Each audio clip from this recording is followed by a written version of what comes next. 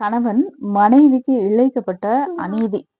ஏன் அப்படின்னா, நம்ம எந்த ஒரு வேலை சொன்னாலும் அது ஞாபகமா வச்சு அந்த வேலைய செஞ்சுட்டு வர்றது கிடையாது. பொருள் வாங்கிட்டு வர சொன்னா வாங்கிட்டு வர்றது கிடையாது. இது எல்லா வீடுகள்லயுமே நடக்கிறது தான்.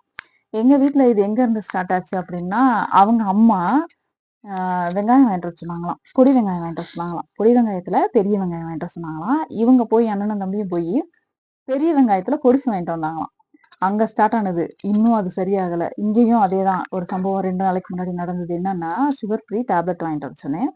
கடைக்காரர் சொன்னாராம், கோல்டு இல்ல, நேச்சுரல் தான் இருக்கு அப்படின்னாங்க.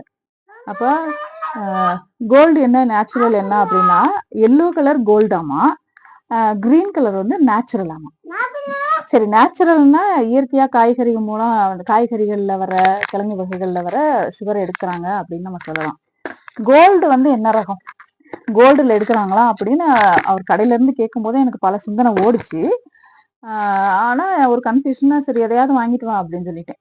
வீட்டுல வந்து அதே கதை தான்.